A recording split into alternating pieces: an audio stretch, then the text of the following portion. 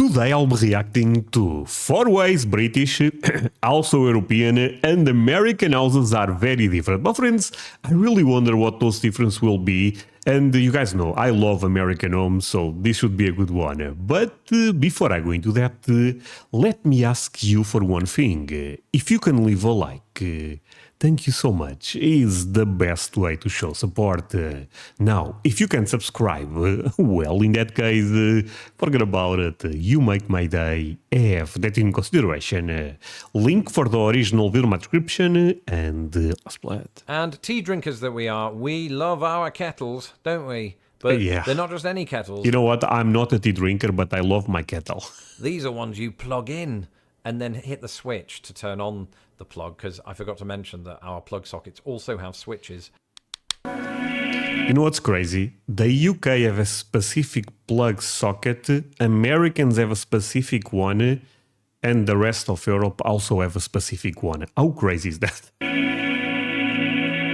Hello, I'm Lawrence, and Hey, my I'm on a friend. quest to uncover all of the Howdy. memos that Britain and America lost in the pond, and one of those memos pertains to houses, the things we live Okay. inside. If you're watching this video, it's quite likely you're either inside a house right now, or you're near one, because otherwise I you am. wouldn't probably have internet access quite as easily. To anyone that might be new to this channel, come on in, get yourself a cup of tea. Come on, And my this friends. isn't a genuine offer to come into my house. I'm just saying, join the channel. This is good. And hello to everybody who's been here a long time. Today we're going to look at several ways in which British and American houses are very, very different. Having My friends, but how different can they be actually?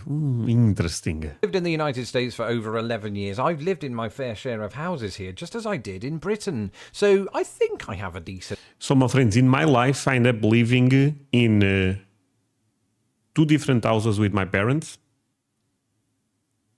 Correct? And 3 different houses with my wife, right? And when I was studying, maybe 2 or 3 also. So I also have some experience. grasp of how houses work. Even tiny ones like this one, which is about 400 square feet. I'm joking, this is a professional studio. Don't question me. And so without further ado, let's take a look at 4 ways that Okay, British let's go, and my friends. American houses are very, very Man, I'm different. curious. The style. Yeah, American homes are quite more beautiful. Sorry, Europeans that are watching, this is a fact, let's all admit.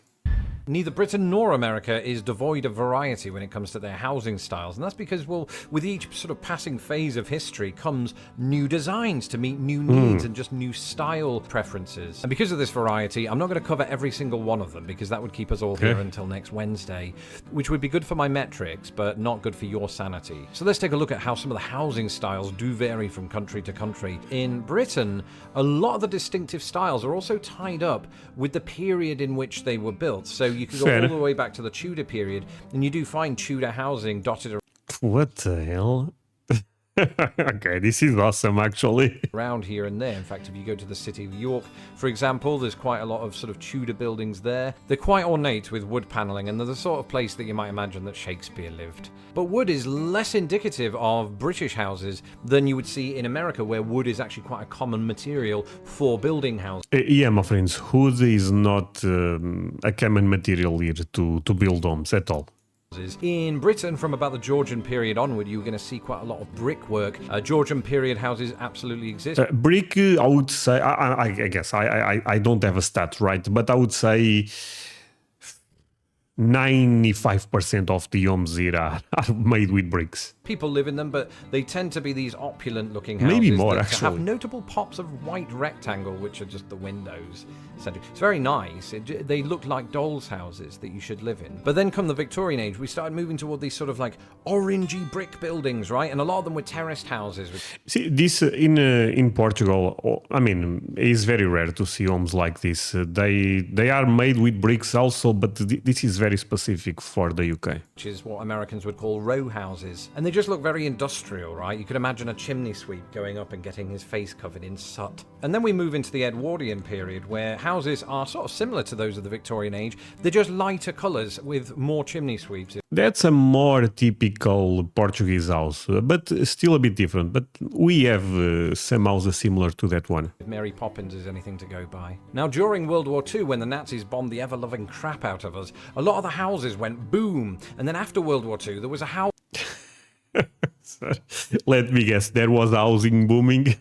So that was fun. The ever-loving crap out of us. A lot of the houses went boom. And then after World War II, there was a housing boom. And you started to see a build-up of new, more simple houses, kind of like the one I grew up in. Now, that's a castle. That didn't happen. You know what's crazy, my friend? See, this may be a culture shock to you. Housing boom. And you started to see a build-up of new, more simple houses, kind of like the one I grew up in. I live 10 minutes to a castle similar to that one. This is the type of stuff that you guys don't have in America. To me, it's kind of normal, but I realized the other day that for a lot of Americans, this is one of the culture shocks. You know, the same way I'm so shocked every time I see brisket and pulled pork and stuff like that, you guys are shocked when you see a castle, right? Now that's a castle. That I live happen. close to one. But I grew up in something more like They are everywhere here. this. That's not Lawrence's actual house. Despite That's also typical here. That type of home. what fairy tales may suggest, most of us have never lived in a chocolate box house, but those do exist. A chocolate box house is the kind of house you might see in the Cotswolds, right? It's very quaint looking, it's got thatch roofing, and it looks like this. And if, like me, you're wondering What? That's awesome. Okay, I like the British homes. why it's called a chocolate box house, yet it doesn't look edible. It goes back to the 1950s/60s when chocolate boxes would have on their facade a kind of depiction of a beautiful English countryside, and these types of houses would often feature on said box. Now again, this is by no means an entire repository of British houses. Neither is the following an entire repository of American houses. It's just the more common ones that you will see when you are here. So Cape Cod houses, you know these types of houses, right? They're the ones with the wood paneling down the side. And I said a moment They are beautiful. They are beautiful and they are massive. ago that, you know, America makes good use of wood in this country because there's just so much of it. So many woodlands around the country, and it's a huge... And makes construction quite more faster, right? It's very fast to build a home in America, from what I understand. So I'm actually going to share something with you, my friends, that I end up talking about this in one of my lives on Sunday, that I'm thinking about selling this house where I live because there was a lot of appreciation for this home in the last 5 years since I bought the house. And I was thinking about selling this one and actually building a new one. Of course, there is a lot of work that goes into this, so I have to think very well about this, about doing this or not. But what I'm trying to say is building a new home here is like 2-3 years. You know, it's kind of crazy. Huge country from which to pull that resource, so they do, and it's cheap. But funnily enough, the Cape Cod style has its history with English settlers who came here in the 17th century and started building Cape Cod style houses in New England. Now, during the post-World War II period, partly to provide, housing to veterans coming back from war, there was a revival of Cape Cod style housing, and it started to be built not just in New England, but all along the East Coast and in the Midwest, and even out west. Anybody that's seen the Goonies will know that. And it was this style of housing that I first moved into when I moved to the United States. And I've got to say, even despite the Midwest winters, it was really warm. You'd think it would be quite drafty because of all of the gaps in the wood. You could go to specific streets or neighborhoods or areas of the United States and only find these houses for miles and miles. So I lived in one of those, but my grandparents-in-law lived in what is known as a ranch-style house. And these are sort of really low-down buildings, don't typically have 2 floors to them. And once again, these houses became popular after World War II. There was just generally a big sort of boom after... Oh, those are so awesome. I love one-floor type of homes, my friends. Anyone watching lives in one similar to that one. If so, leave me a comment, my friend. World War II, again in the United States in that regard. The 20th century, though, did see more and more revivalism of old styles. So you had, mock Tudor, or should I say revival Tudor, which more or less replicated the kind of Tudor buildings that you would see in England with some differences. And I've seen those types of buildings in Boston, for example. I've also seen them in Indiana. As well as that, the 20th century saw colonial revivalism, though most people don't live in those houses. Maybe one day when I get that grand piano, I'll think about it. And so that's an extremely basic and rudimentary breakdown of some of the different styles that you'll see in each country. But there's one big difference between all of the houses in both countries. What? And it's this. Yes, hell yeah, brother. I mean, let's be honest. sometimes I see people showing doing house tour in an American home, right? And I look at the kitchen and I think, damn, I live in apartments that the entire apartment was smaller than the kitchen. I'm not even joking. Let's face it, it's time to face up to some home truths. Compared to America, Britain is microscopic. The United States is absolutely massive and needs to be stopped. And the same is true of each country's average house size. Right, so in the United States, houses just tend to be way more spacious. And we're not just talking about millionaire houses here. We're talking about your average house. So the average size of an American single-family home is approximately 1,600 square feet. In the UK, we're looking at an average of about 900 square feet. So why the difference? Well, one reason is population density. Now, do I know the conversion from square feeters to meters? Actually, kinda. In Britain, we're all a bit packed together. Actually, that partially accounts for why everything is smaller in Britain. Not everything. Not the cups.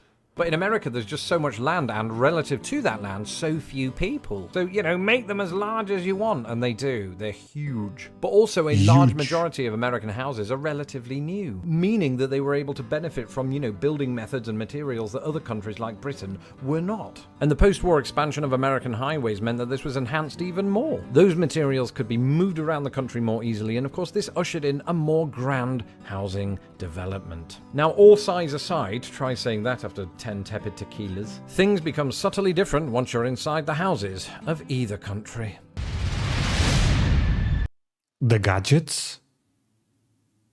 Wait, what is he talking about? What gadgets Americans own that we don't? Is gadgets the right word? I don't know, I'll have to fire my graphics team. Either way, we're essentially talking about accessories, the things you have in your house that make that house work. I understand, even when you're doing the house work. So for example, airflow, right? America's bigger on its overhead fans and air conditioning units. We don't usually use those. I mean, we like to punish ourselves, especially in the summer. But we can crack a window open and it doesn't get oppressively hot. Always. And so we've mostly been... I always thought the fans that you guys have in America in the ceiling are so damn well thought. I don't understand why we don't do that in Europe. Fine with this situation. It does mean that insects get in. So daddy longlegs will get in the house and mosquitoes, but it's a small price to pay for not having air conditioning. I actually quite like air conditioning now that I've lived in. Yeah. Speaking of insects... I have tremendous news, my friends. This is the week where I'm gonna have some air conditioning this home. I had to pay a lot of money, by the way. But finally, I'm putting air condition. I'm becoming a bit of an American, to be fair. You also don't see in Britain those insects... Yes, my friends, I'm living well. Air condition at home. In Europe, that's, you are up there. Air conditioning now that I've lived in the US. Speaking of insects, you also don't see in Britain those insect screens that you put in the windows, hence why they're getting in. In America, they're virtually in every house, but then again, in Britain, we don't have black widows or brown recluses or the types of mosquitoes that make your face go like this. So I can see why it's justified. I mean, you still get ants, or is that just me? Not sure how they get in, maybe cracks in the wall, or maybe through the plug sockets. The plug sockets, of course, are different in both countries too. In Britain, you have the three-pronged outlets, and in America, you sometimes have three, but see, none of, for example, if I go to America and I bring my computer, I cannot charge my computer because none of those sockets will work. I know this is in Britain, but even the ones in America don't work. Actually, I was thinking about this. Since I'm going to America, I have to buy some type of converter. Occasionally too, and they're smaller in America than they are in Britain. That's one of the few things about which you can say that. Separate taps, of course, for hot and cold water. Americans combine them all into one. Where's the logic in that? I'm joking. And while we're on the subject of sinks, most British sinks don't have that sort of food waste disposal thing that you press the button and it does great the noise. Technology. Amazing. That was one of the best things I discovered after I didn't discover it. Somebody else came up with the idea and I just used it. But it's amazing. It's just so pleasing to know that all of that gunk gets broken down and just... You know what? I think it's illegal here in my country. Don't put your hamster in there. I've learned that lesson from someone else. I didn't do it, just read about it on Reddit. Letterboxes. Firstly, Americans don't call them letterboxes, but mailboxes, and typically... Oh, mailboxes, and you guys put them outside, right? I also love that. They are kind of iconic. Yeah. Don't have them on the door, but outside in the garden, yard. Beautiful, the brother. garden/yard is different. Often smaller in Britain, but very well kept up, depending on the family. And just massive yards here with, mesh Massive. fences and things like that, or picket fences. Back inside, a lot of properties in the United States will have walk-in closets that are built into the actual walls of You can... walking closets. It's not walking dead, it's walking closets. You can walk inside. Oh, wow. the house. Whereas in Britain, you bring your own closets. To be fair, some homes already have that here. So it's not totally new to me. But still, in America, most bedrooms have that, right? Sometimes in a new home here, let's say 3 bedrooms, 1 may have a walk-in closet, Not more than that. / wardrobe to put your clothes in, and that takes up more space. I've just realised. So we're shooting ourselves. Man, yeah, we are shooting ourselves in the foot a lot of times. My friends, see, so I was thinking about building a new home here. Why not build a new home in America? Probably because I don't have money for that. But, in America, you can make stuff that is so incredible. And can I get a like for American homes? Can I get a like? I'm gonna wait. Leave a like right there. Wait, below. Wait, since you are leaving a like, I also subscribe. And if you are not aware, I have a couple of links on the description. Not gonna share what type of links are there because some of them are really crazy. I'm joking. They are not. Check the links. that takes up more space. I've just realised. So we're shooting ourselves in the foot every step of the way. Yes, we are. Except when it comes to washing machines and dryers. How cool is this? We combine them both into one giant cube, whereas America has 2 separate cubes. And tea drink. Yeah, my friend, but see, even on that, I believe we are still shooting ourselves in the foot because why did I did that? I never touch it again, to be honest with you, my friends. But the thing is, I bought a machine that can do both. What's the problem? Does both bad. So I actually had to buy 2 new machines, that one dry, the other cleans. Now it works much better. Drinkers that we love our kettles, don't we? But they're not just any kettles. These are ones you plug in. Electric. And then hit the switch to turn on the plug, because I forgot to mention that our plug sockets also have all homes have one of those switches.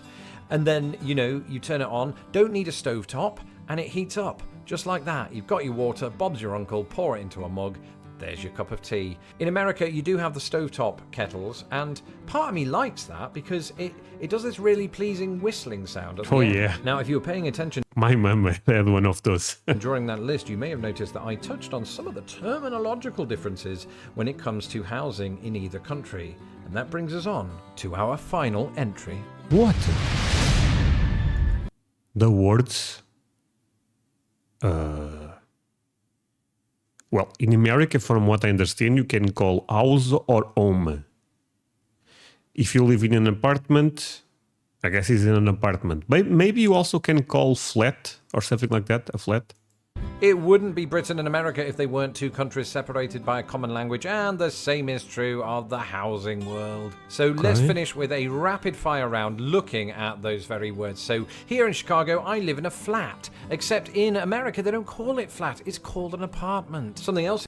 Actually, the word in Portuguese is apartamento, so it's very similar to apartment. Flat, that is the reason Washington fought the British, my friends. Flat is Oklahoma, not the place you live. I live in a flat, except in I love Oklahoma. I really do.